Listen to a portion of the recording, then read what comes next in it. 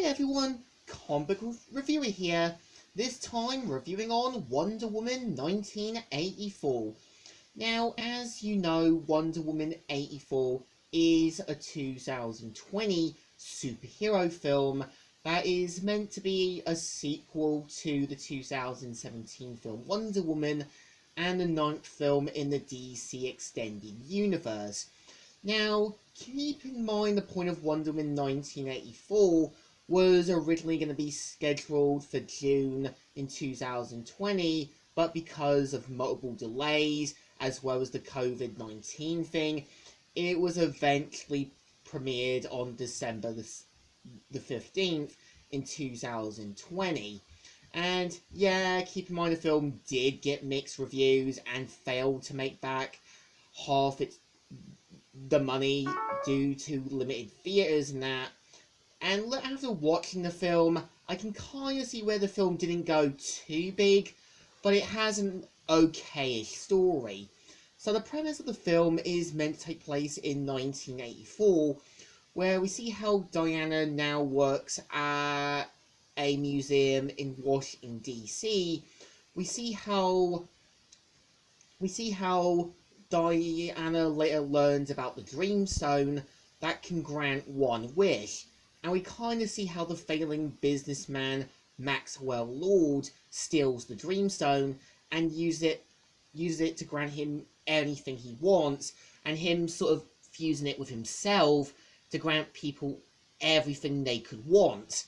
And this is where we see how Diana and even a new museum employee, Barbara Ann Minerva, are basically granted their wishes, with Diana getting Steve Trevor back and Barbara Ann sort of wanting to be something like Diana. I think the film, I would say, isn't great, but I can see what they're trying to go for, with the message that in life you can't wish for everything you want, and sometimes greed, envy, and jealousy will always bring out the worst in you. And I can kind of see where basically Patty Jenkins wanted to do something with Barbara Ann's character, making her a sort of nerdy, sort of good-hearted character who's sort of like Diana, but as soon as she becomes transformed by the Dreamstone, it becomes clear that Barbara Ann is just too far gone to see reason. And I just think, yeah, Kristen Wiig isn't the best choice for Barbara Ann. I think the point of Barbara Ann, they should have gone with Emily Blunt, or basically Blake Avely, or someone. I think the point of Barbara Ann, at least in the post-Crisis comics, was a bit like this antagonistic foil to Diana. Well, Diana had her sort of Amazonian powers. She basically, or Barbara Ann, used a special plant that granted her the abilities of the cheetah. And I can kind of see where Maxwell Lord definitely works a bit like a tragic character. You can tell he wants people to be amazed by him, and I think he's kind of like if Andrew Tate had powers. And I kind of think, yeah, the point of Maxwell Lord, I would say, is a bit of a warning and a cautionary tale about how, yeah, starting a business is going to come with costly mistakes. And sometimes, yeah, you're not always going to go the distance. And I think, yeah, bringing Steve Trevor back, I can see where they're going with the message with Diane and him, is that sometimes you can't always bring the people you want back.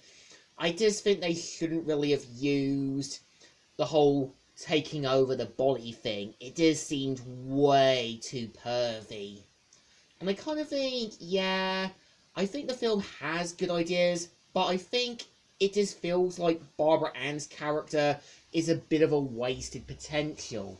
It seemed like, yeah, they were trying to use the first Silver Swan, who was Helen Alexandros, and it seemed like they were trying to make Barbara Ann a bit of a counterpart to Diana, and sort of throwing in the whole cheetah thing later on, which seemed a bit out of place.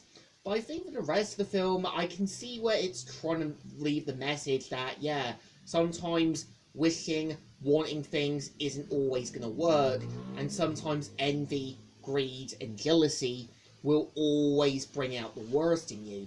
But I give it credit that it's trying to show the more different side of the 80s, when the 80s were just starting out, and how people were just kind of taken in with the new trends, the sort of new world, the new sort of stuff life had to offer. And I think, yeah, I can definitely see why James Gunn decided to kind of cancel the Wonder Woman sequel and the other things, because I think after seeing how a film failed to make back the money, and keep in mind that, yeah, after Patty Jenkins' sort of okayish but sort of mediocre film, you can tell he's just worried about seeing any more potential screw-ups. So I think, to me, Wonder Woman 1984 is a little bit of a cluster dump. It's got good ideas, but I just think should have been handled a lot better.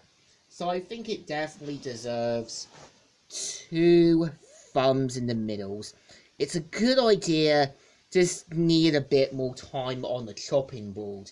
So, Comic Reviewer here, signing out.